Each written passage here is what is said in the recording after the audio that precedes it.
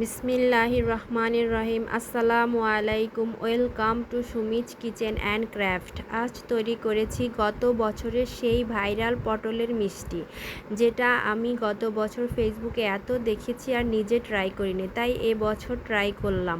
দেখেন, প্রথমে পটলগুলোকে ছিলে দু টুকরো করে এর ভিতর থেকে বিচিগুলো বের করে নিব।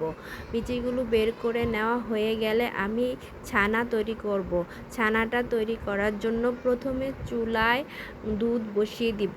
দুধটা যখন গরম হয়ে আসবে তখন দিয়ে দিব ভিনেগারের সাথে একটু পানি মিশিয়ে। এই পানিটা দিয়ে আর একটু অপেক্ষা করব। চুলার আঁচটা বন্ধ করা যাবে না। এই পর্যায়ে দেখেন ছানাটা উপরে চলে এসেছে। এখন আমি এই ছানাটাকে সুন্দরভাবে ছেঁকে নিব।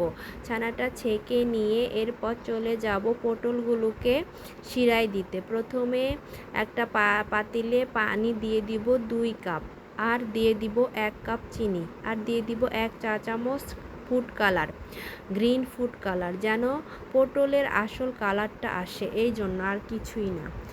এখন এই পর্যায়ে যখন পানিটা গরম হয়ে আসবে তখন এতে দিয়ে দিব 1 চা চামচ লেবুর রস, আর একটা এলাচ দিয়ে দিব। এরপরে আমি পটলগুলো সব এর মধ্যে দিয়ে দিব, দিয়ে ঢাকনা দিয়ে ঢেকে দিব। অপেক্ষা করব সিদ্ধ হওয়ার জন্য। সিদ্ধ যখন হয়ে গেছে দেখেন কত সুন্দর কালার এসেছে এবং এটা সম্পূর্ণ সুন্দরভাবে সিদ্ধ হয়ে গিয়েছে। এখন আমি এগুলোকে নামিয়ে নিব। নামিয়ে নেওয়ার পর আমি যে ছানাটা ছেঁকে রেখেছিলাম ওটাকে প্রসেস করব। এখন ছানার মধ্যে চিনি আর ঘি অ্যাড করে সুন্দরভাবে এটাকে মিক্সড করে নিব। মিক্সড করা হয়ে গেলে আমি পটলের মধ্যে এগুলোকে দিয়ে দিব। সুন্দর করে এক এক করে প্রত্যেকটার মধ্যে ছানাটাকে আমি বসিয়ে দিব।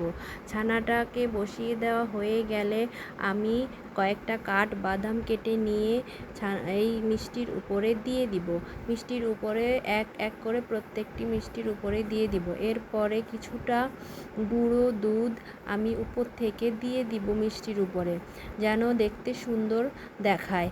এই পর্যায়ে দেখেন আমি একটা মিষ্টি ভেঙে দেখাচ্ছি। এখানে পটলটা এত সুন্দরভাবে সিদ্ধ হয়েছে, এত সফট হয়েছে, এটা খেতে কিন্তু দারুণ হয়েছে। আপনারাও বাসায় ট্রাই করতে পারেন। আজ এ পর্যন্তই। সবাই ভালো থাকবেন। আসসালামু আলাইকুম। আল্লাহ হাফেজ।